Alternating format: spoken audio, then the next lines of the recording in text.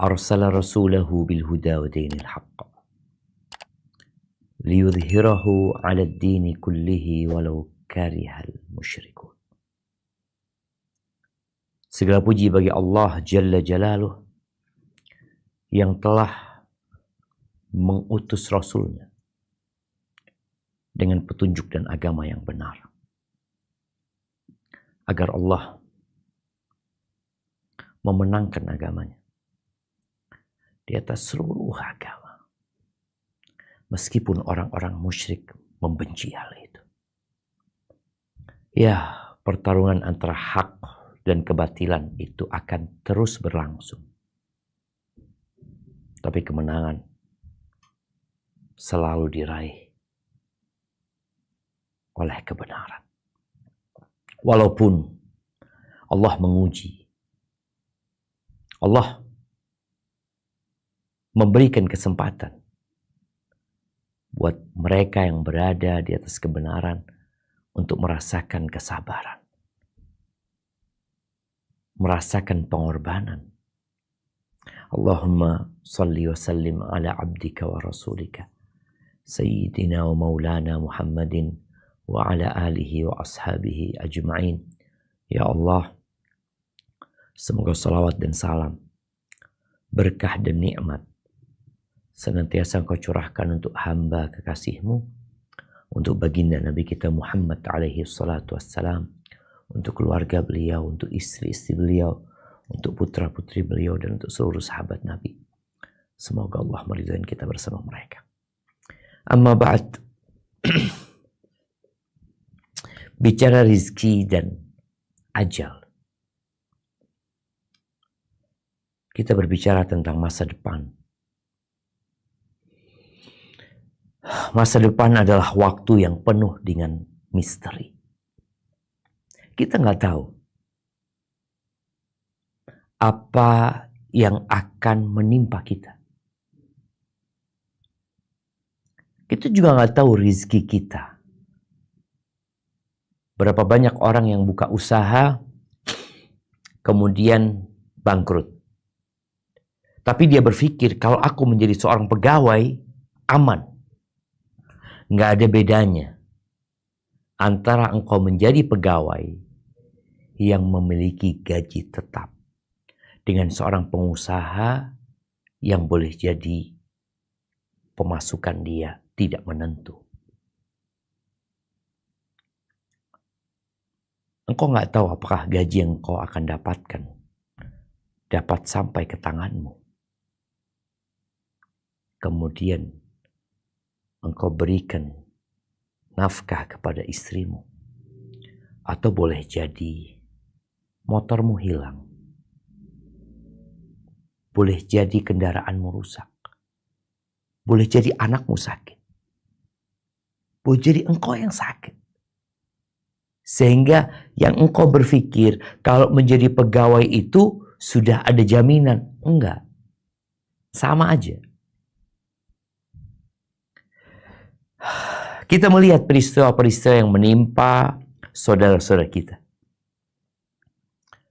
Keluarga kita ada yang terkena penyakit sehingga membutuhkan biaya besar sekali. Mungkin sekarang orang berpikir, oh udah ikut BPJS ya. Ternyata nggak semuanya di cover oleh BPJS. Nah, ada yang kecelakaan yang menyebabkan dia cacat seumur hidup. Ya, dia lahir normal, dia lahir sempurna. Tapi apakah engkau akan sempurna sampai mati? Enggak. Belum tentu. Kita melihat orang yang terpaksa harus diamputasi kakinya, tangannya, jarinya. Hebatifillah.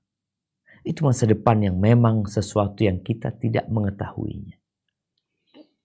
Resesi ekonomi yang menghantui. Ane kemarin berjumpa dengan salah satu pegawai di sebuah perusahaan ayam ya.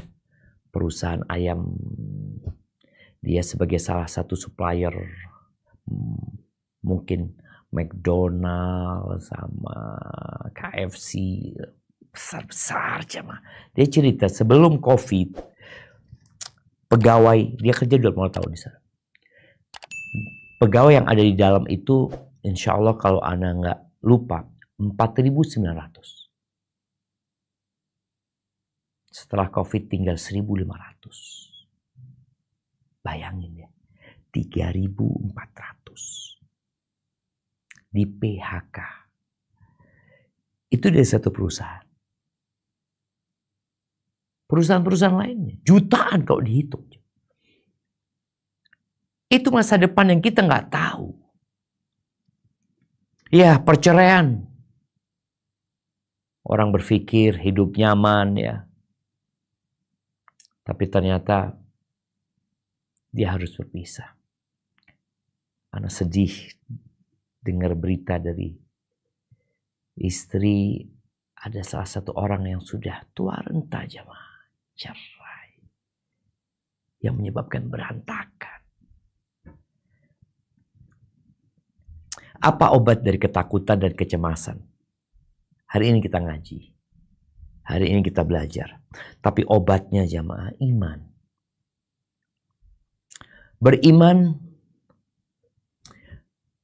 bahwa Allah Azza wa Jalla Maha Kuasa atas segala sesuatu. Beriman bahwasanya Allah yang menciptakan, yang mengurusi alam semesta ini dari yang kecil sampai yang besar. Allah itu Maha Pengasih. Allah itu Maha Penyayang. Allah itu Maha Pemaaf. Allah itu Maha Pengampun. Allah itu Maha Bijak. Allah Maha mengetahui segala sesuatu. Allah Maha segala-galanya. Maka obatnya, kalau bicara ajal juga, bicara rezeki, obatnya itu tiap pagi dan tiap petang. Engkau harus konsumsi itu obat. Karena kita tahu ada obat yang dikonsumsi 3 kali, ada obat yang 2 kali kau mau konsumsi. Apa obatnya? Raditu billahi rabbah. Wabil islami dina. Wabi Muhammadin sallallahu alaihi wasallam nabiyya. Aku ridha Allah sebagai Rabbku. Allah yang ngatur aku. Allah yang ngurusin. Allah yang memiliki aku. Jiwaku berada di tanganmu. Aku ridha Allah sebagai Tuhan. Islam sebagai agamaku. Dan Sayyiduna Muhammadin sallallahu alaihi wasallam sebagai nabiku. 3 kali kau baca. Sore kau baca lagi. Ahibati fillah, beriman dengan takdir bahwa Allah telah menetapkan segala-galanya, ajal dan rizki juga sudah Allah tetapkan. Itu membuat engkau jadi tenang hidupmu. Apapun yang menimpamu, keburukan atau kebaikan, itu udah ditetapkan. Coba kita buka firman Allah Azza wa Jalla di surat Luqman ayat 34. Nah, silakan dibaca.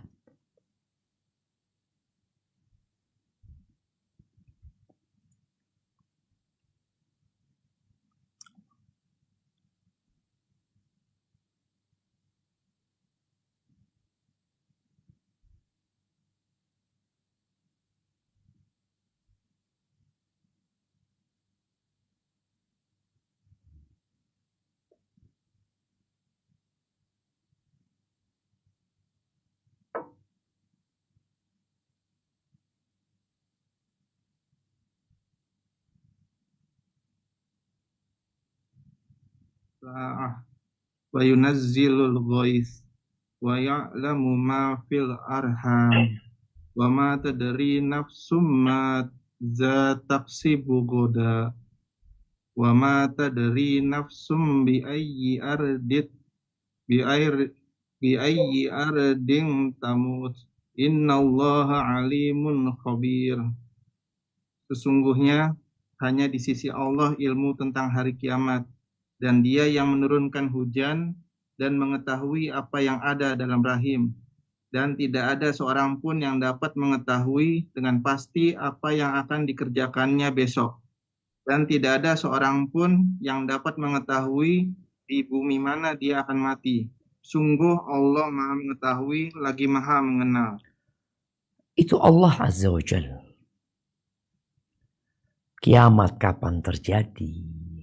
Hujan ini kapan turun ya?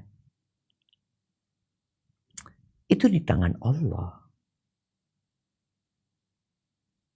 Munculnya pawang-pawang hujan yang berpikir, oh dia bisa mendatangkan hujan, menurunkan hujan. Allah. Engkau beriman enggak? Ya kalau engkau enggak beriman wajar. Orang enggak beriman itu patung disembah. Batu dipertuhankan. Pohon pun seperti itu. Allah yang mengetahui kapan kiamat terjadi. Allah yang menurunkan hujan. Allah yang tahu dengan yang di rahim. Oh sekarang udah ketahuan Ustaz. Laki, perempuan, 2, 1, 3 isinya. Kalau itu mah kelihatan. Bukan hal yang gaib. Kelihatan. Tapi engkau tahu nggak anak ini mau jadi apa? Allah tahu. Anak ini akan lahir tanggal berapa? Oh sekarang kan bisa diacarakan. Ya. Engkau lihat. Diacarakan jam sekian, lahirnya jam sekian. Diacarakan hari ini, ternyata dokternya ini itu. Allah yang tahu pasti. Allah tahu nih anak nanti akan durhaka sama orang tuanya. Atau akan jadi anak yang berbakti. Sampai umur berapa dia akan hidup di dunia ini. Ketika lahir, dia akan menangis atau tidak menangis. Allah tahu. Dan tidak ada satupun manusia yang tahu. Besok, apa yang akan kita usahakan? Oh, besok anak rencana mau rapat. Ingat jemaah, pesawat Lion Air yang terbang dari Jakarta menuju ke Pangkal Pinang, insya Allah kalau Anda nggak salah. Pagi hari berangkat. Kemarinnya mereka semua punya rencana. Bahkan pagi itu mereka juga punya rencana nanti landing di bandara. Mereka sudah akan dijemput sama Fulan, akan naik mobil Fulan, kemudian diantar ke hotel Fulan, sarapan di tempat Fulan, kemudian rapat. Satu pesawat tidak pernah mendarat di muka bumi. Gak ada yang tahu. Dan di bumi mana engkau mati, gak ada yang tahu. Itu hanya Allah yang tahu. Bicara rizki dan ajal, yang selalu menjadi pikiran buat kita. Allah sudah tetapkan. Beriman itu yang membuatmu tenang. Apa kata Rasul SAW? Dari Abdullah bin Mas'ud radhiyallahu anhu qala, haddatsana Rasulullah sallallahu alaihi wasallam wa huwa as-sadiqul masduq, telah mengajarkan kepada kami utusan Allah dan beliau adalah orang yang jujur dan terpercaya. Inna ahadakum yujma'u khalquhu fi batni ummihi 40 yawman. Thumma yakunu alaqatan mithla dhalik. Thumma yakunu mudghatan mithla dhalik. Ya, 40 hari kalian itu dikumpulkan di perut ibunda kalian. Nutfah, air mani. Selama 40 hari kemudian berubah menjadi alaqah. Darah yang nempel di rahim. Kemudian yakunu mudghah. Kemudian dia menjadi daging seperti daging yang dikunyah ya. Di perut ibundanya. 40, 120 hari. Kemudian thumma yursalul malak. Kemudian dikirimlah malaikat. Fayanfukhu fihi ruh. Malaikat ini meniupkan ruh kepada dia. Wa yu'mar bi arba'i kalimat. Dan diperintahkan dengan 4 kata. Bikat bi rizqihi. Mencatat rizkinya. Ajalnya. Rizqihi ajalihi. Wa amalihi. Dan amalan dia. Wa syaqiyun aw sa'id. Dia akan menjadi orang yang menderita, sengsara, atau menjadi orang yang bahagia. Rawahul Bukhari wa Muslim. Di dalam hadis ini ada 4 perkara. Tapi yang akan jadi bahasan kita pada saat ini adalah yang berkaitan dengan rizki dan ajal. Di dalam Al-Quranul Karim dan di dalam sunnah Nabi SAW banyak yang menunjukkan bahwa ajal dan rizki sudah dicatat, udah ditentukan. Gak bertambah karena ambisinya orang yang berambisi. Dan gak akan berkurang rezekinya fulan gara-gara kau gak suka sama fulan.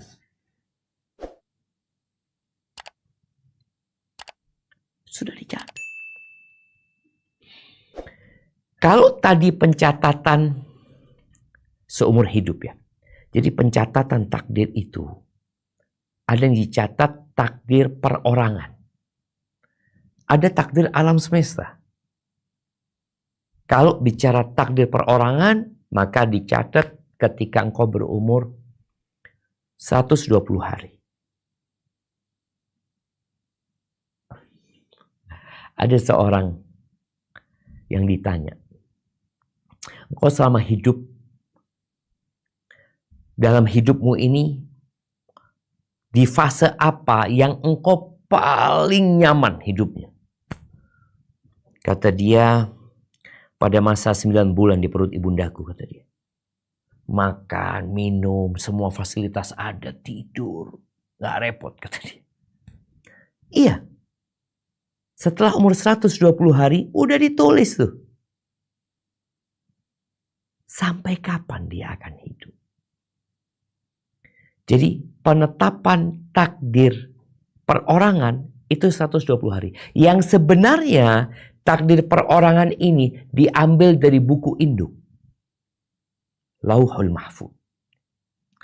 Yang kata Nabi alaihi salatu wassalam dari Abdullah bin Amr bin As radhiyallahu anhuma, anna an-nabiyya sallallahu alaihi wasallam qala, kataballahu maqadir al-khalaiqi qabla an yakhluqa as-samawati wal arda bi 50,000 sana. Allah telah menulis takdir-takdir, ketentuan-ketentuan makhluk-makhluk. Ini alam semesta. Sebelum penciptaan langit dan bumi. Langit yang 7 lapis belum ada, bumi pun belum dibuat. 50.000 tahun sebelum penciptaan langit dan bumi, itu sudah ditulis. Rawah Muslim. Jadi seharusnya kita itu tenang hidupnya dengan iman. Dan Allah tekankan di dalam Al-Quran tentang hakikat ini di banyak ayat. Di antaranya firman Allah di surat Ali Imran ayat 145. Apa kata Allah Azza wa Jalla? Silahkan dibaca.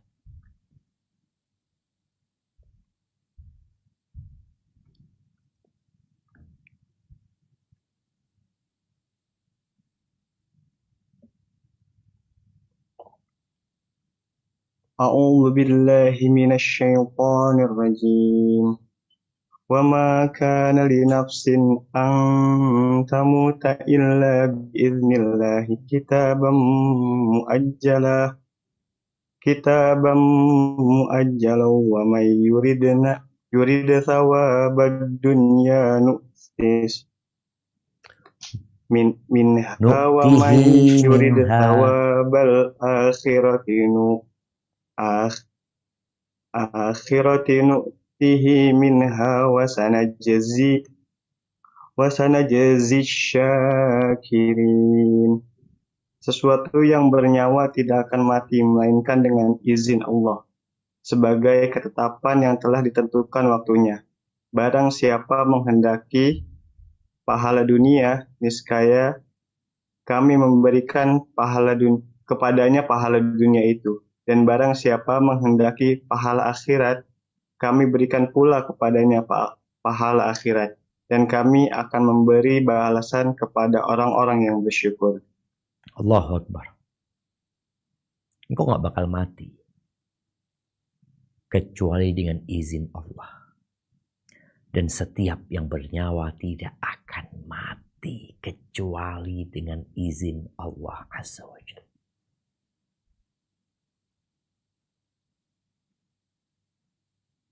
Kita melihat ada kecelakaan mobil. Satu keluarga mati. Bayinya hidup. Kita lihat kejadian-kejadian kemarin di Libya. Rumah-rumah yang ambruk jamaah. Di Maroko juga.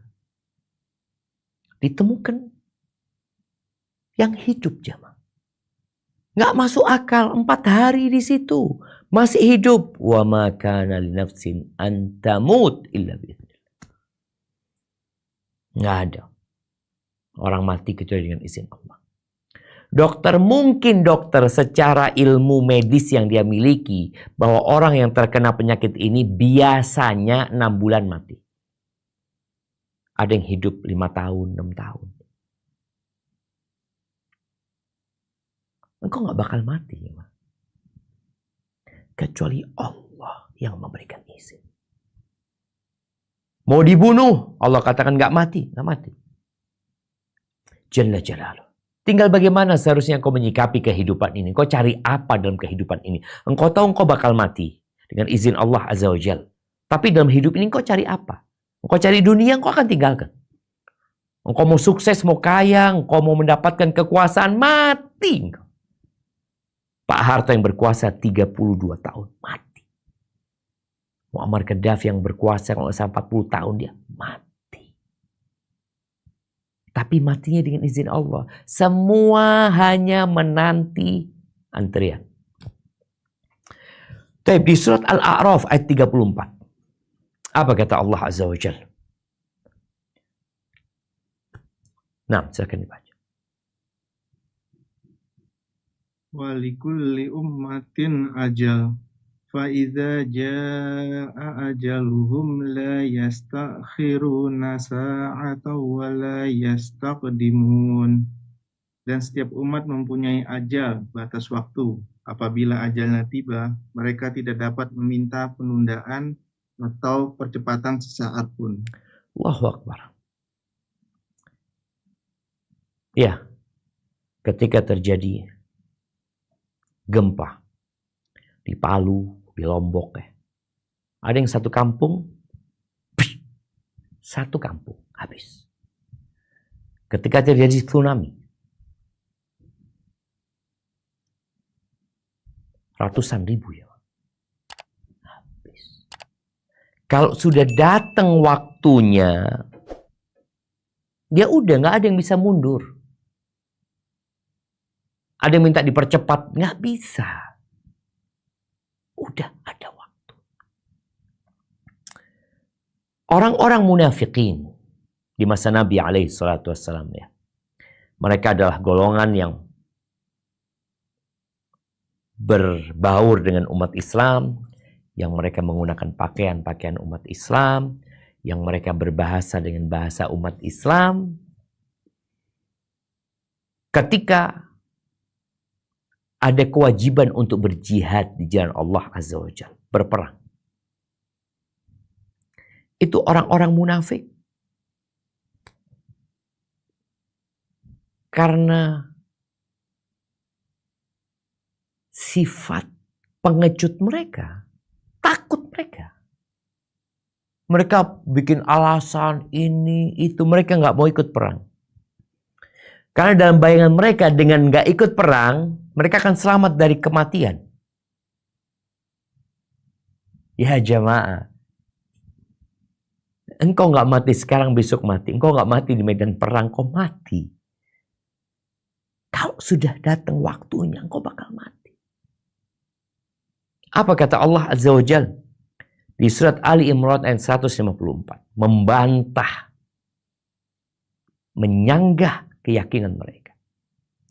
Apa kata Allah? Silahkan dibaca.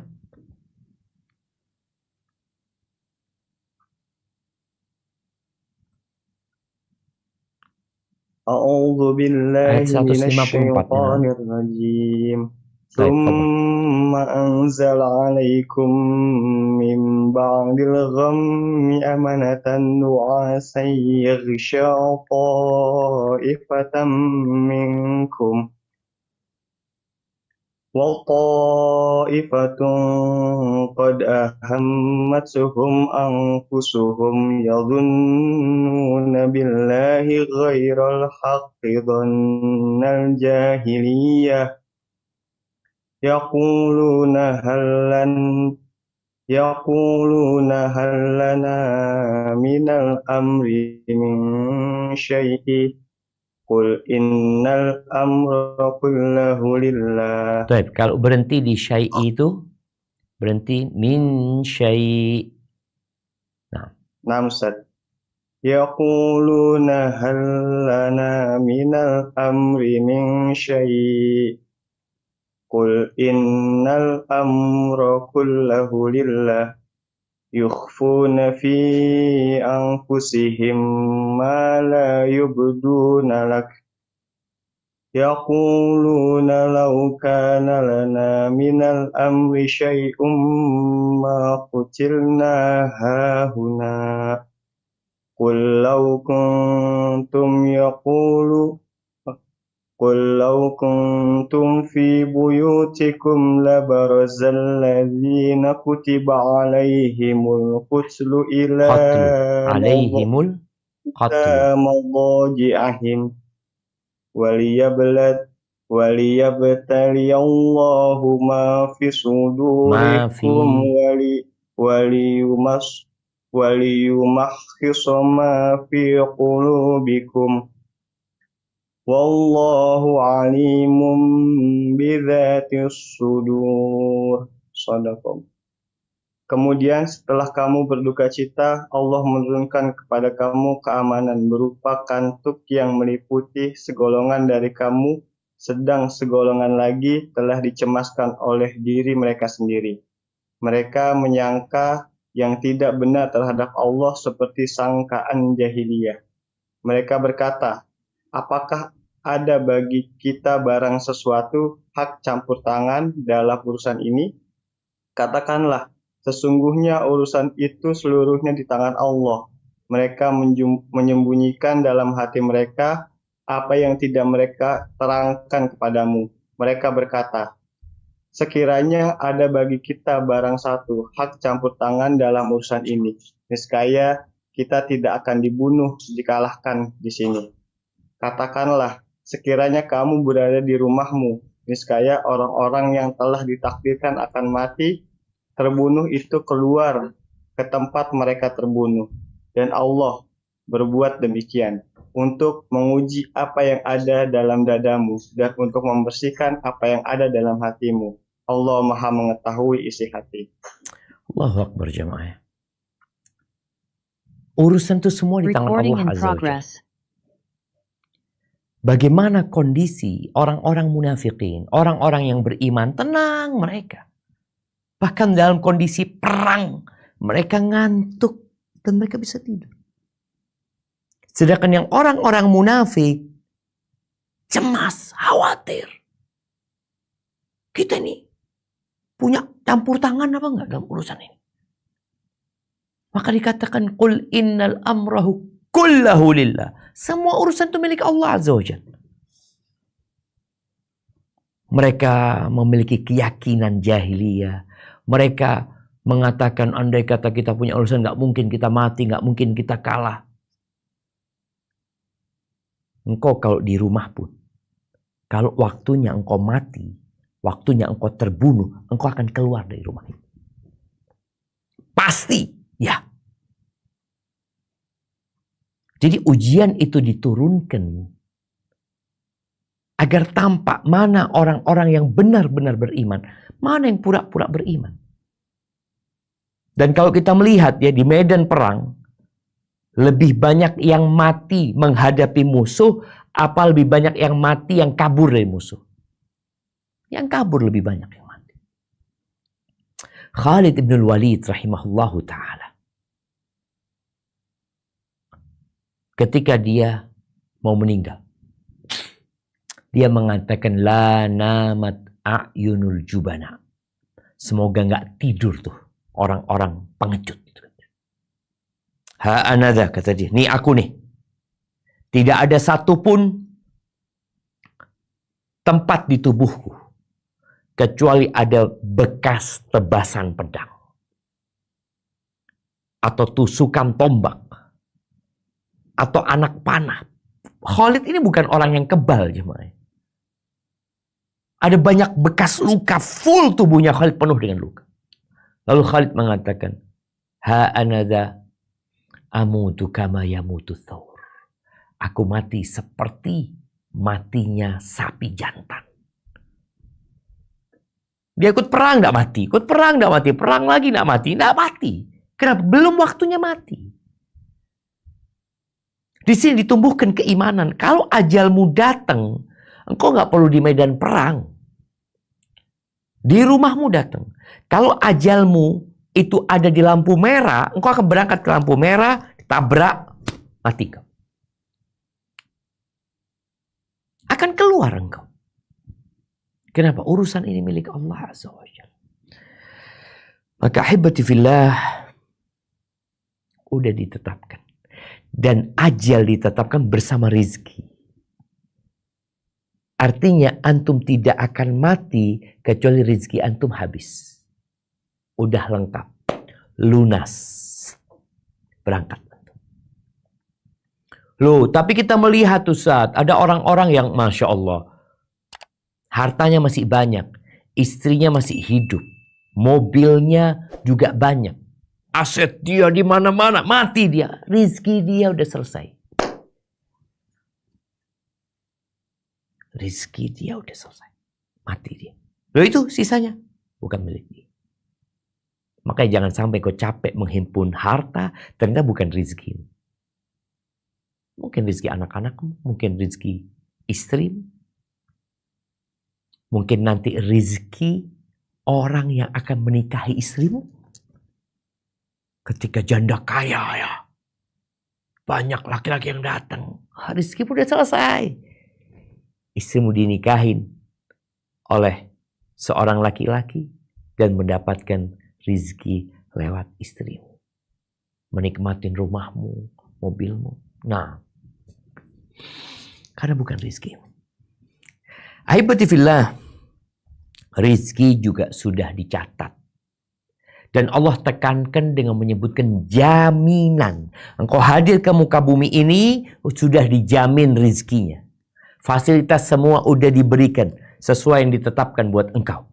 Tugasmu mengabdi kepada Allah Azza wa Jalla. Waktumu tidak lama, waktumu terbatas dengan ajal, rizkimu dijamin.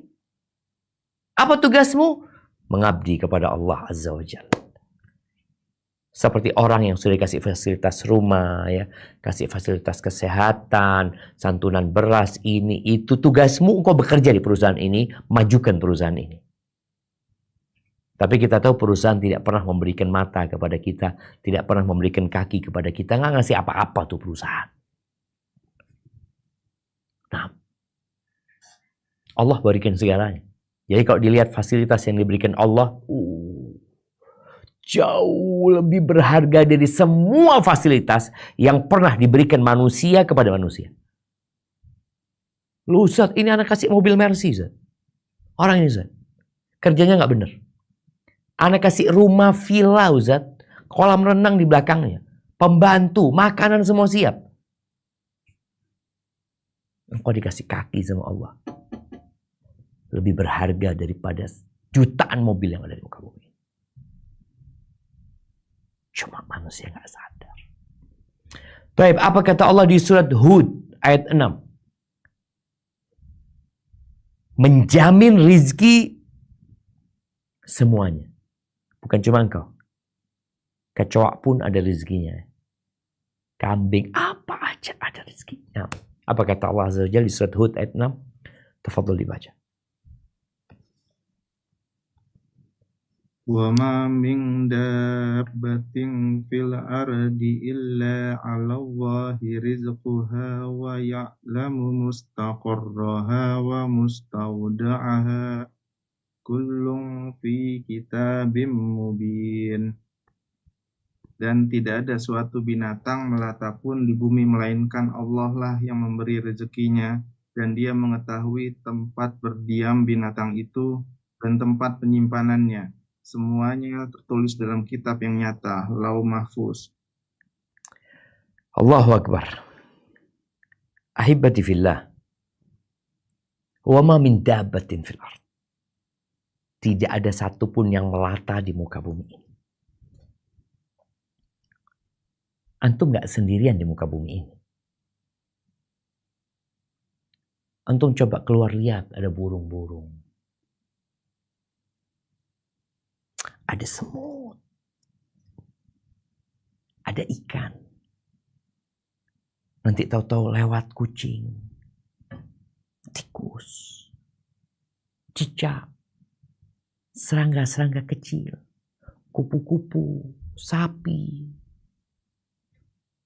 Semuanya. Allah yang kasih rezeki. Allah jamin. Allah tahu dia ada yang disimpan, ada yang gak simpan ya. Kemana dia baliknya binatang ini. Semua sudah dicatat. Dan subhanallah, ada ayat lain yang anak ingin dibaca ya. Firman Allah di surat Al-Ankabut ayat 60. Surat Al-Ankabut ayat 60. Coba kita baca ayat ini. Surat Al-Ankabut ayat 60. Nah, tafadhal. A'udzu billahi minasyaitonir rajim. Wa ka'ayyin min dabbatin la tahmilu rizqaha Allahu yarzuquha wa iyyakum wa huwas samiul alim. Dan beberapa banyak binatang yang tidak dapat membawa rezekinya sendiri. Allah lah yang memberi rezeki kepadanya dan kepadamu, dan Dia Maha mendengar lagi Maha mengetahui. Allahu Akbar jemaah. Kalau kita lihat binatang nih yang hidup, banyak yang tidak seperti manusia. Manusia menyimpan. Manusia menabung. Ya, dia kebutuhan dia untuk 1 bulan dia bisa beli beras, ditaruh tuh beras ya. Tapi banyak binatang yang nggak ada, dia nggak bisa nyimpen. Seperti burung, beda dengan semut mungkin yang masih menyimpan. Tapi ada banyak binatang-binatang yang nggak bisa nyimpan rizkinya, nggak punya, dia lemah, dia nggak punya kemampuan untuk itu. Terus kok bisa hidup dia? Allahu yarzuquha. Allah yang kasih rezeki sama dia. Makanya kenapa Nabi SAW menyuruh kita tawakal ya.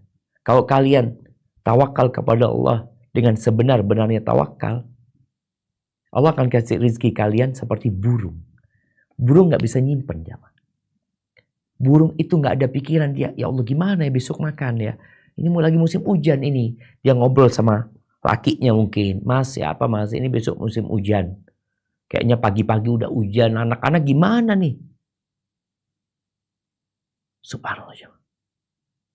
Anak kami lihat video. Burung itu lagi di sarangnya. Allah kirim rezekinya, serangga terbang. Allah kirim rezeki. Cuma kita ini yang kadang-kadang kurang beriman. Allah jamin rizki, engkau nggak percaya. Allah bersumpah. Allah bersumpah. Apa kata Allah Azza wa Jalla di surat Adz-Dzariyat ayat 22 sampai 23 tentang sumpah Allah tentang rizki. Nah, tafadhal dibaca. Wa fis samaa'i rizqukum wa ma tu'adun. Wa rabbis samaa'i wal ardi innahu lahaqqum mislama annakum tantikun. Dan di langit terdapat sebab-sebab rezekimu dan apa yang dijanjikan kepadamu.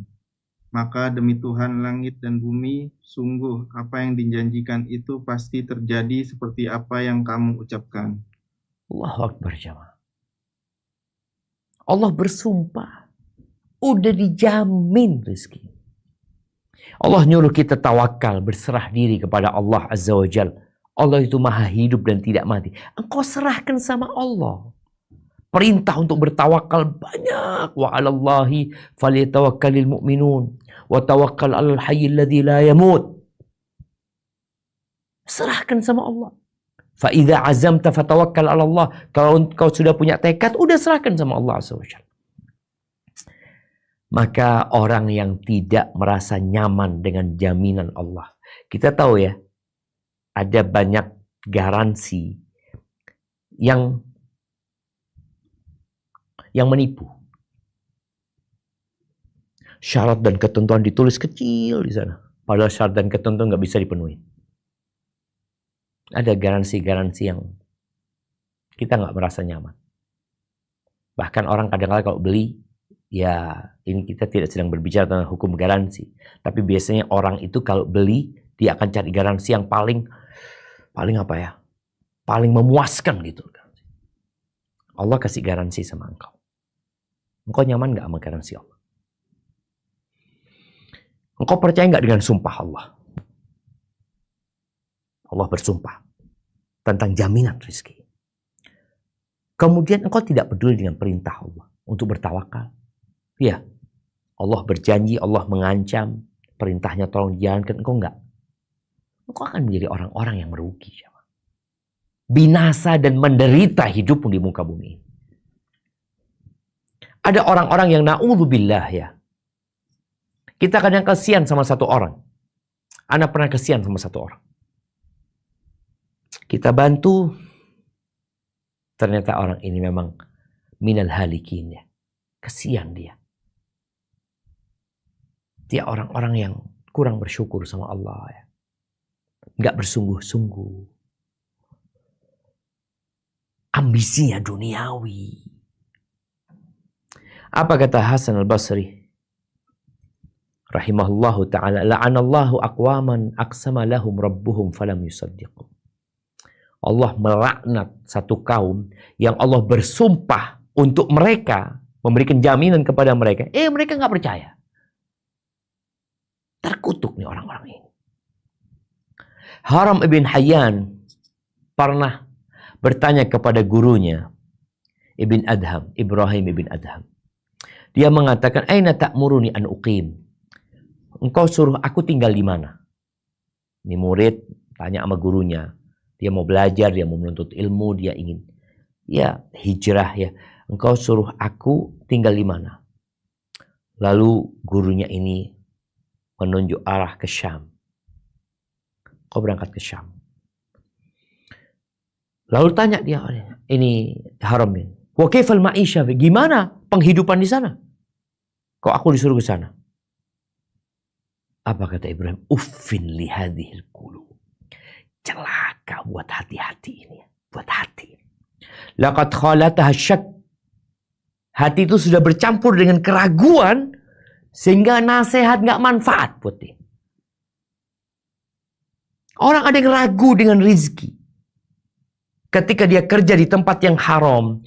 Dia berpikir, loh kalau aku berhenti dari tempat ini. Gimana aku bisa hidup? Gimana dengan keluargaku? Gimana dengan orang-orang yang bekerja sama aku?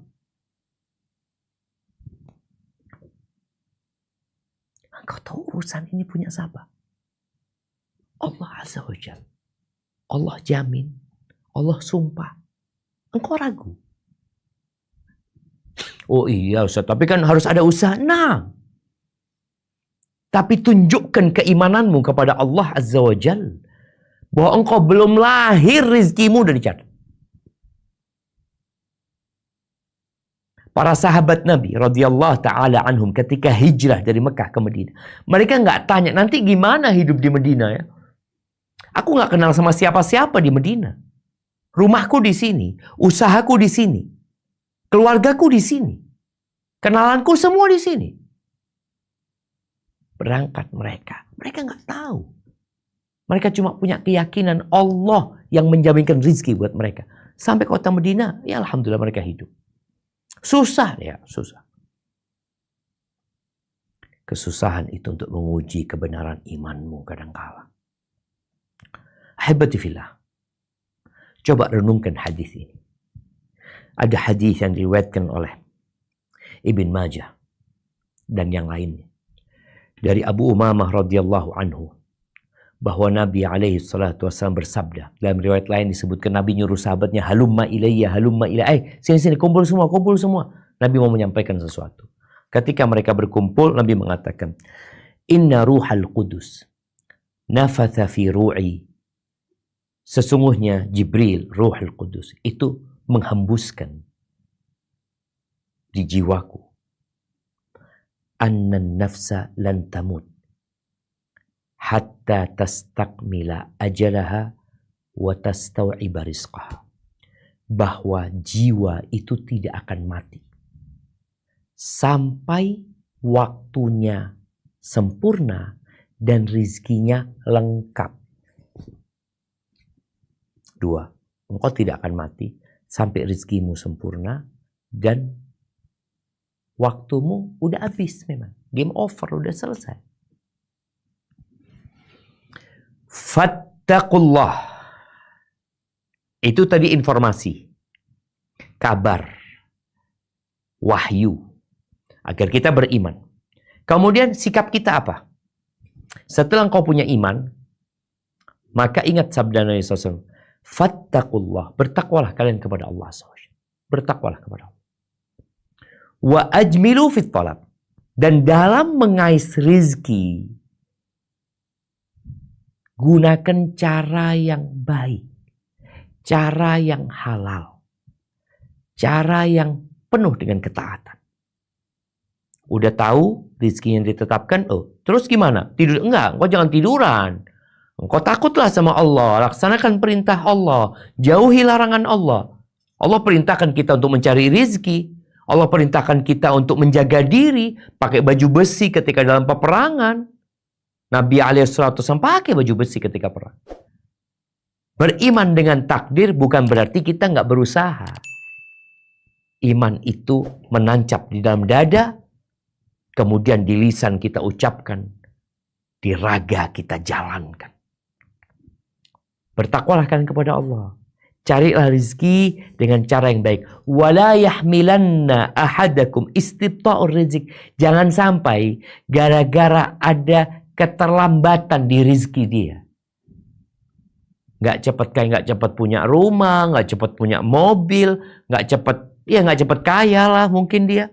Jangan sampai keterlambatan. Dia melihat yang lainnya udah jadi ini, udah punya ini, dia belum. Jangan sampai keterlambatan itu. Alhamdulillah. Yahdikumullah yuslih balakum. Iya, jangan sampai keterlambatan itu membuatmu potong kompas dengan jalan yang haram. Mau kaya tapi dengan cara yang haram. Karena kok nggak kaya-kaya, kok nggak datang-datang rezekinya. Jangan. Fa innallah ta'ala la yunalu ma indahu illa bita'ah. Yang di sisi Allah nggak bisa diraih kecuali dengan ketaatan. Loh, kita lihat Ustaz, ada perampok, dapat duit banyak, ada koruptor. Dia tidak akan dapat ketenangan. Dia tidak dapat kenyamanan. Yang ada harta itu jadi azab buat mereka. Karena yang di sisi Allah nggak didapat kecuali dengan ketaatan. Fala tu'jibka amwaluhum wala auladuhum. Engkau jangan takjub ya ngelihat harta mereka, lihat anak-anak mereka. Apa kata Allah? Innama yuridullahu liyu'adzibahum biha fil hayatid dunya. Allah tuh kasih itu sama mereka agar jadi azab. Keridhaan Allah, sakinah dari Allah, rahmat nggak dapat kecuali dengan cara yang halal. Maka jangan terburu-buru. Sabarlah. Jadi berusaha untuk mencari rezeki dan jauhi ambisi dunia. Jangan tamak. Jangan rakus. Nabi SAW mengatakan, Man kanatil akhirah hammah, ja'alallahu ghinahu fi qalbih. Barang siapa yang akhirat menjadi ambisi dia. Karena kita tahu hidup nggak lama. Bicara rezeki, bicara ajal, kita udah ngeliat tuh. Ya kita ngeliat orang kaya raya mati. Kita lihat pejabat negara mati. Kita lihat orang Masya Allah ganteng banget, cantik, mati. Itu dunia. Ada akhirat. Kekal dan abadi. Nikmat, segala nikmat, azab, na'udzubillah. Azab yang tidak pernah dirasakan manusia. Barang siapa yang akhirat menjadi ambisinya, Allah jadikan kekayaan di hatinya. Wa jama'alahu syamlah, urusannya dirampingkan, dikumpulin urusannya. Wa atathu dunya wa hiya raqibah, dunia akan datang sama dia. Dalam kondisi dipaksa hina, dunia datang sama dia. Wa man kanatid dunya hammahu, barang siapa yang dunia menjadi ambisinya, di sini Allah jadikan kefakiran di antara kedua matanya. Ya Allah, ini seperti orang pakai kacamata, jangan. Kemana-mana dia kelihatan sama kefakiran. Lihat ke atas, lihat ke bawah, lihat ke samping, kemana-mana. Cemas, takut. Makanya kalau kita lihat ya, usaha manusia untuk menghilangkan atau untuk meminimalisir ketakutan dan kecemasan dengan kefakiran itu, dia ikut asuransi ini, asuransi ini, asuransi ini. Takut dia. Takut fakir. Itu karena ambisinya duniawi. Punya mobil. Antum padahal bisa ngelihat ya, Maya. Bicara asuransi mobil. Orang asuransi mobil. Riba, yang riba. Itu mungkin ada 100.000 mobil yang diasuransikan. Engkau lihat. Yang kecelakaan atau apa. Berapa persen? Anggap 10%. 100 mobil yang kecelakaan, 900 selamat. Tapi orang ketakutan, iya anak nanti jadi yang 100, anak takut ini, takut ini. Ja'alallahu baina ainai. Allah jadikan kefakiran di antara kedua matanya. Wa syattata alaihi syamla, urusannya diruwetkan sama Allah. Dicerai-beraikan. Dikasih harta tapi tidak menikmatin harta.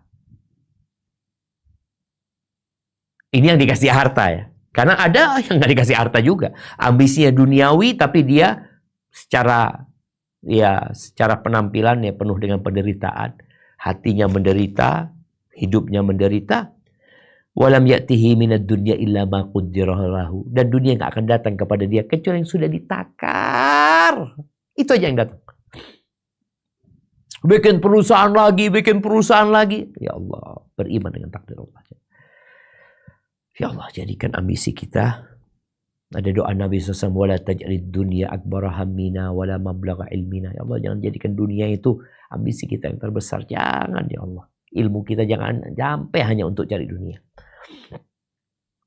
Kemudian ada sebuah hadis yang diriwayatkan dari Jabir bin Abdullah bahwa Nabi SAW bersabda, Lau anna ibna Adam farra min rizkihi kama yafiru minal maut. Apabila seorang hamba lari dari rizkinya, sebagaimana dia lari dari kematian, la adrakahu rizquhu kama yudrikuhul maut. Maka rizkinya akan datang kepada dia sebagaimana kematian datang kepada dia. Semua sudah ditetapkan. Tugas kita beramal. Tatkala terkena musibah, kita katakan inna lillahi wa inna ilaihi rajiun. Kita milik Allah. dan kepada Allah kita akan kembali. Barakallahu fiik, itu mungkin yang dapat kita kaji pada kesempatan kali ini. Kurang lebihnya mohon maaf, mungkin kita masuk ke sesi tanya jawab. Ana kembalikan ke pemandu acara kita. Jazakumullah khair. Jazakallah khair. Syukran Ustaz atas nasihat dan ilmunya. Oke, sudah ada pertanyaan Ustaz dari jemaah. Oke, Ana coba bacakan yang pertama Ustaz.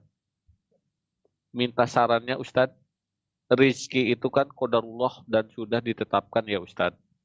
Bagaimana dengan seorang suami yang datang ke kajian terus-menerus dan tidak usaha mencari rizki hingga keluarga terlantar untuk makan saja sampai istri mencari pinjaman? Masya Allah, barakallahu fiik. Naam, ahibati fillah. Inilah yang perlu diluruskan. Tadi udah disampaikan Allah menjamin rizki. Allah bersumpah. Tapi Allah juga nyuruh. Nabi SAW menyebutkan engkau tidak akan mati kecuali ajalmu sudah datang, rizkimu udah habis. Tapi apa kata Nabi? Fattaqullah, bertakwalah engkau kepada Allah. Apa makna bertakwa kepada Allah? Melaksanakan perintah Allah, menjauhi larangannya. Berkaitan dengan suami, apa kata Allah Azza wa Jalla? Ar-rijalu qawwamuna 'alan nisa. Laki-laki itu pemimpin buat kaum wanita. Dengan apa dia jadi pemimpin? Karena dua hal. Yang satu ini informasi, yang dua ini perintah. Yang pertama dengan karunia yang Allah berikan kepada dia. Bima faddalallahu ba'dahum 'ala ba'd. Karena Allah memberikan kelebihan buat laki-laki. Yang kedua, ini ada perintah. Wa bima anfaqu min amwalihim. Karena mereka memberikan nafkah kepada istri-istri mereka. Kalau suami yang datang kajian, yang mungkin sibuk berdakwah, tapi dia tidak bertakwa kepada Allah, dia pikir perintah Allah itu hanya berdakwah. Dia pikir perintah Allah itu hanya nuntut ilmu. Hanya belajar. Lah, perintah Allah untuk kasih nafkah sama istrimu. Makanya Allah Azza wa Jalla katakan, Alladzi ja'ala lakumul arda dhalulan famshu fi manakibiha wa kulu min rizki. Allah tuh yang menjadikan bumi ini landai. Kalian berjalanlah. Ngapain? Cari rizki. Selesai sholat Jumat, apa kata Allah? Fa idza qudiyatis shalah fantashiru fil ard. Apabila selesai sholat Jumat tuh kalian bertebaranlah di muka bumi ini. Ngapain bertebaran di muka bumi ini? Wabtaghu min fadlillah. Cari karunia dari Allah. Bukan duduk di masjid terus. Cari karunia keluar. Kemudian, wadhkurullaha katsiran la'allakum tuflihun. Dalam proses engkau mencari rizki di luar masjid, ingat, masjid itu nggak boleh dagang di masjidnya. Disuruh keluar yang mau dagang, yang mau usaha. Tapi dalam proses engkau mencari rizki, ingat sama Allah yang banyak. Maka apa tugas seorang istri yang mendapati suami seperti ini? Boleh jadi suami punya pemahaman yang salah. Sehingga dia melakukan itu dan dia berpikir dia telah bertakwa kepada Allah. Bahkan dia menjadi orang yang soleh. Maka coba engkau ngobrol sama suami tentang yang dilakukan dia. Dia tidak bekerja karena malas atau karena sebuah keyakinan. Karena malas ya perlu dikasih semangat. Kalau karena sebuah keyakinan berarti perlu dikasih pencerahan. Mungkin kau seorang istri tidak bisa memberikan pencerahan.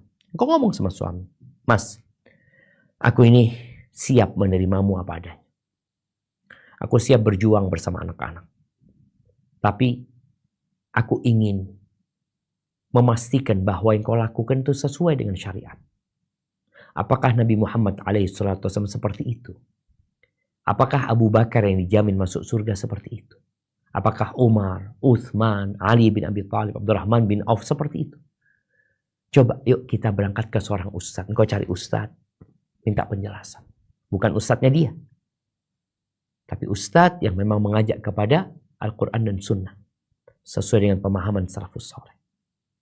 Ya sambil didoakan suaminya. Dan berusaha untuk bersabar ya. Semoga yang kau lakukan menjadi pahala. Hadza wallahu a'lam bishawab.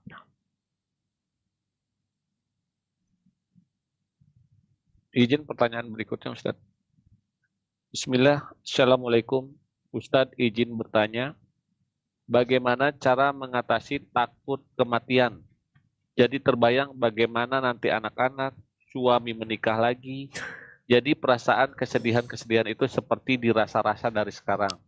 Padahal anak tahu ketika mati tidak akan memikirkan siapapun selain diri kita. Syukran. Nah, barakallahu fiik. Ahibati fillah, urusan ini milik Allah. Makanya ketika engkau takut dengan kematian, yang engkau pikirkan bukan anakmu, bukan suamimu. Kalau engkau mau memikirkan mereka, yang kau pikirkan bagaimana agama mereka.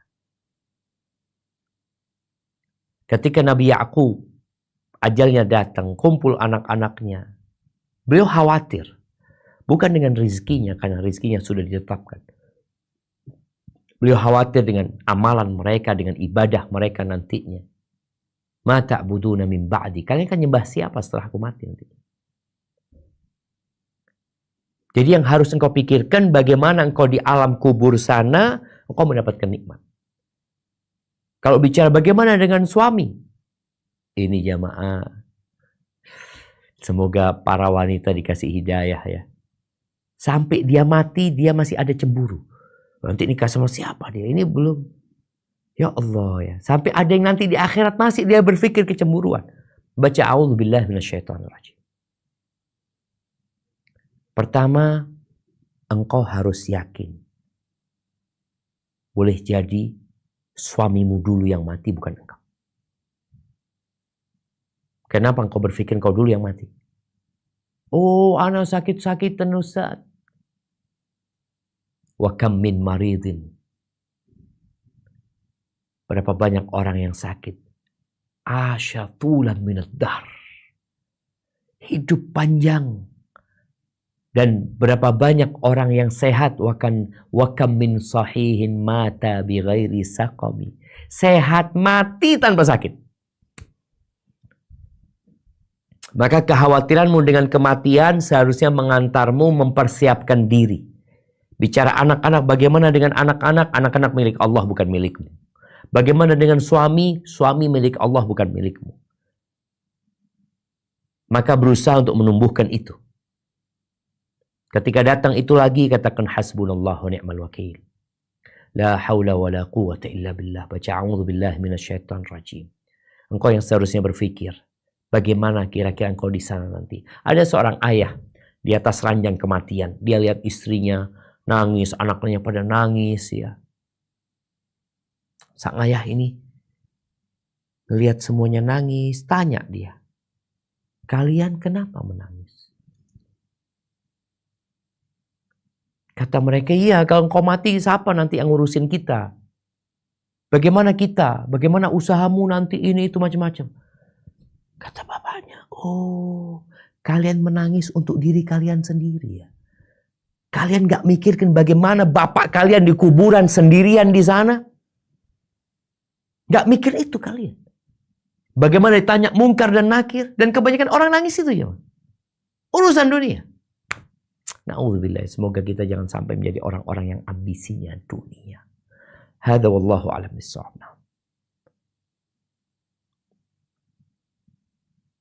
Oke. Ustaz, izin pertanyaan yang ketiga Ustaz. Bismillah, Afwan izin bertanya kepada Ustadz, bagaimana kiat-kiat tawakal yang mudah untuk dijalankan Ustadz? Misalnya, kita sudah berusaha dalam mencari rezeki lewat usaha dagang, namun qadarullah usaha makin sepi. Jazakumullah khairan. Masya Allah jamaah. Ketahuilah bahwasanya tawakal itu amalan hati. Yang mau tidak mau, kalau engkau ingin tawakal yang sebenarnya, engkau harus kenal sama Allah Azza wa Jalla. Dan engkau juga harus tahu tingkatan-tingkatan rizki. Kalau engkau tahu Allah itu maha pengasih, maha penyayang, engkau tahu juga rizkimu sudah ditetapkan. Dan kalau bicara rizki yang paling rendah itu adalah harta. Yang kedua adalah kesehatan yang di atasnya. Yang ketiga adalah keamanan. yang paling tinggi adalah keimanan. Maka tatkala engkau tadi usaha gagal ini itu, engkau lihat, alhamdulillah aku masih punya tangan. Ada orang-orang yang gak dikasih tangan. Alhamdulillah aku gak kena stroke. Alhamdulillah aku masih bisa berjalan. Jadi engkau benar-benar memandang Allah itu maha baik. Dan tatkala tadi boleh jadi engkau sudah maksimal berusaha, tapi ternyata yang kau dapatkan sedikit, disinilah keyakinan bahwa rezeki udah ditetapkan. Ya udah segini. Nggak akan bertambah karena engkau ambisi, semangat ini itu. Tetap segitu. Laksanakan perintah Allah dan serahkan sama Allah Azza wa Jalla. Hanya saja kita perlu sering-sering melihat kepada yang di bawah.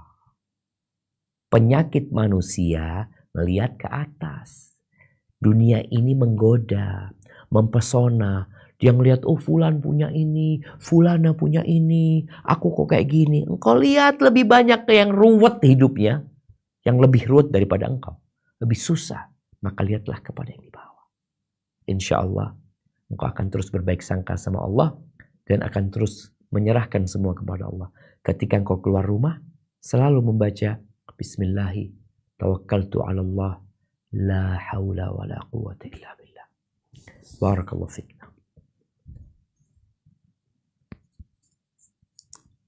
Izin bertanya pertanyaan keempat, Ustaz. Assalamualaikum, Ustaz. Izin bertanya, jika orang kaya yang bermanfaat lebih baik daripada orang miskin yang bersabar, apa saja batasan untuk mengejar kekayaan tersebut? Bagaimana jika hanya sempat mengerjakan ibadah yang wajibnya saja? Syukran Ustaz, jazakallahu khair. Barakallahu fiik, ahibati fillah. Mana yang lebih utama? Orang kaya yang bersyukur atau orang miskin yang bersabar? Yang paling bertakwa kepada Allah Azza wa Jalla. Yang paling bertakwa. Innallaha ma'as sabirin. Allah bersama orang-orang yang sabar. Dan boleh jadi orang miskin ini bersabar dan bersyukur. Jangan dipikir bahwa orang miskin itu hanya bersabar. Enggak.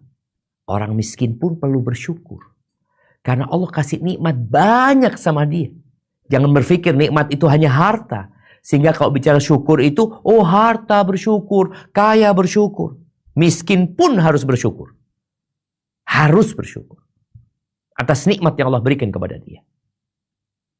Orang kaya bersyukur dan bersabar juga sebenarnya. Karena bagaimanapun dia akan mendapatkan ujian. Tapi kalau bicara engkau mau jadi orang kaya, karena orang kaya lebih banyak memberikan manfaat, engkau jadilah orang yang bertakwa. Mau kaya, mau miskin, jadilah engkau orang yang bertakwa. Ketika engkau mengejar dunia, tadi kita bahas, ambisimu akhirat. Kalau ambisimu dunia untuk menjadi orang kaya karena terhormat ini dan itu, ya engkau berarti bukan orang kaya yang bersyukur. Bagaimana mengatur sekarang menjadi orang kaya yang bersyukur? Ya semua orang kepingin kaya. Kalau ditanya engkau milih mana, kaya yang bersyukur atau miskin yang bersabar? Ya kaya lah Ustaz. Tapi tadi kita nggak bisa milih takdir kadangkala. Ya ada orang yang sampai tua, dia kepingin kaya, dia coba usaha ini, usaha tapi tetap miskin. Sabar. Ketika engkau mencari dunia, mengais rizki,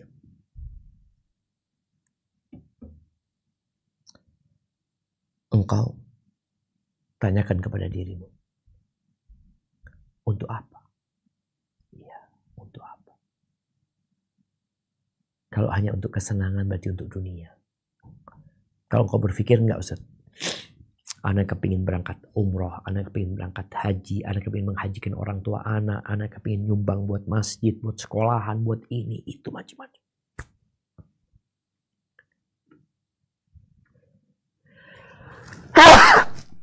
Alhamdulillah. Ya hadikumullah subhanahu. Maka nasihat anak, nasihat buat orang-orang yang mencari dunia. Alhamdulillah jemaah. Tunggu sebentar jemaah. Untuk membaca doa. Ada dua doa. Pertama, doa yang Nabi ajarkan kepada Shaddad bin Aus, di mana Nabi SAW mengatakan, ya Shaddad bin Aus, idza ra'aitan nas yaknizuna adh-dhahab wal fiddah. Kalau engkau melihat orang sibuk mengumpulkan emas dan perak dunia, engkau kumpulkan doa-doa ini. Apa doanya? Allahumma inni as'aluka tsabata fil amr wal azimata 'ala rusyd wa as'aluka mujibati rahmatik wa azaima maghfiratik. Ya Allah, aku memohon kepadamu ketetapan di atas kebenarannya dalam urusan ini, dan semangat di atas kebenaran, ketetapan di atas urusan, dan semangat untuk melaksanakan kebenaran tersebut. Dan aku memohon kepadamu yang dapat menghadirkan ampunanmu, mendatangkan rahmatmu. Wa as'aluka qalban saliman wa lisanan sadiqan. Aku meminta kepadamu syukra nikmatik wa husna ibadatik. Aku memohon kepadamu agar aku bisa bersyukur kepadamu dan beribadah yang baik kepadamu. Aku memohon kepadamu hati yang selamat dari penyakit-penyakit hati, iri, dengki, dunia. Kemudian lisan yang jujur. Wa as'aluka min khairi ma ta'lam. Dan aku memohonmu dari segala kebaikannya yang kau ketahui, dan wa a'udzubika min syarri ma ta'lam wa astaghfiruka lima ta'lam innaka anta 'allamul ghuyub. Dan aku berlindung kepadamu dari segala keburukan yang kau ketahui, dan aku memohon ampun dari segala hal yang kau ketahui. Sesungguhnya engkau maha mengetahui hal-hal yang gaib. Itu doa yang pertama. Doa yang kedua, doa yang biasa Nabi baca ya di akhir majelis ya. Beliau baca doa, Allah maqsim lana min khasyatika ma tahulu bihi bainana wa baina ma'asik. Ya Allah, aku memohon kepadamu rasa takut kepadamu yang dengannya engkau bisa menghalangi aku dari perbuatan dosa, dari perbuatan kemaksiatan. Wa min ta'atika ma tuballighuna bihi jannatak. Dan berikan kepada kami ketakwaan kepadamu, dan bagikan buat kami ketaatan kepadamu yang dengannya kami bisa sampai ke surgamu. Wa minal yaqin ma tuhawwinu bihi alaina masa'ibad dunya. Dan bagikan buat kami keyakinan yang dengannya terasa ringan musibah-musibah dunia. Wa matti'na bi asma'ina wa absarina wa quwwatina ma ahyaitana waj'alhu al-waritha minna. Ya Allah, jadikan kami bisa menikmati pendengaran kami, penglihatan kami, kekuatan kami selama kami hidup, bahkan jadi pewaris buat kami. Waj'al tha'rana 'ala man zalamana wansurna 'ala man 'adana. Dan jadikan balas dendam kami, waj'al tha'rana 'ala man zalamana, buat orang-orang yang menzalimin kami. Dan tolonglah kami menghadapi orang-orang yang zalim itu. Kemudian wala taj'alid dunya akbara hammina wala mablagha ilmina. Jangan jadikan dunia itu ambisi kami yang terbesar, puncak dari ilmu kami, ya Allah. Itu doa yang diajarkan Nabi sampai akhir doa tersebut ya. Bisa dicari doanya. Semoga Allah memberikan kepada kita ambisi akhirat ya. Jadi ketika antum usaha, tolong dipikirkan, kenapa antum usaha? Untuk apa sebenarnya? Taib jemaah, mungkin kita ke pertanyaan terakhir ya. Kok ana bersin-bersin terus. Taib, tafadhal. Minta maaf sebelumnya. Nah. Syukran Ustaz. Bismillah, semoga Allah selalu memberi kebaikan kepada Ustadz dan keluarga. Izin bertanya, bagaimana konsep menabung yang sesuai syariat? Karena biasanya jika ada kelebihan dana yang didapat, kita menabung untuk sekolah anak-anak atau untuk keperluan lain ke depannya agar tidak boros. Apakah alasan menabung seperti ini salah karena rasa khawatir? Masya Allah, barakallahu fiik. Naam, jamaah rahimakumullah. Selama kita melaksanakan kewajiban-kewajiban kita, maka insya Allah nggak ada masalah. Zakat ya, kita keluarkan. Kemudian silaturahim kepada kerabat kita lakukan ya. Karena memang anak ini, kata Nabi SAW, al-waladu majbanatun mabkhalatun madbah. Al-waladu majbanatun mabkhalatun majhalatun mabkhala majbana. Mabkhala, anda lupa satunya. Kata Nabi SAW, anak itu sumber sifat pengecut orang tua. Dulu mah pemberani setelah punya anak, aduh ini anak apa macam-macam. Majhala, bikin orang tua bertindak bodoh kadang kalau demi anaknya. Dia nyuri, dia melakukan perbuatan yang terlarang. Iya, ribut sama tetangga gara-gara anak. Yang padahal anak-anak itu biasa. Tapi ini jadi ribut sama tetangga. Jadi orang bodoh gitu. Gara-gara anak. Mabkhala, jadi bakhil. Jadi pelit gitu. Yang awalnya sodako bantu gara-gara, oh ini buat anak, ini buat ini. Iya.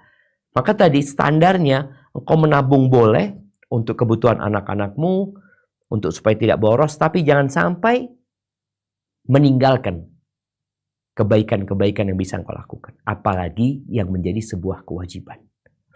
Jadi teruslah berbagi dengan orang, dan berbagi sama orang itu juga termasuk asuransi. Karena berbuat baik kepada orang itu akan menyelamatkan kita dari bala dan musibah, tolak bala. Jadi jangan takut untuk berbagi, kemudian engkau berpikir, enggak ini buat anak. Iya, engkau punya anak, mungkin engkau punya uang 20.000, yang satu buat anakmu, yang satu buat anak yatim. Recording stopped. Dengan harapan, itulah yang akan menjadi jaminan buat engkau. Dan kalau bicara apakah itu kekhawatiran di masa depan, tadi udah dibahas, rizki sudah dijamin. Engkau laksanakan perintah Allah. Apa perintah Allah Azza wa Jalla? Berusaha, bekerja untuk memberikan nafkah kepada mereka, untuk kebaikan mereka. Silahkan. Tapi larangan Allah jangan dilanggar. Seperti itu. Jamaah, mohon maaf ya. Kok sepertinya ini menjadi pertanyaan terakhir. Kurang lebihnya mohon maaf. Anda kembalikan ke moderator. Mudah-mudahan bisa disambung di lain kesempatan. Wassalamualaikum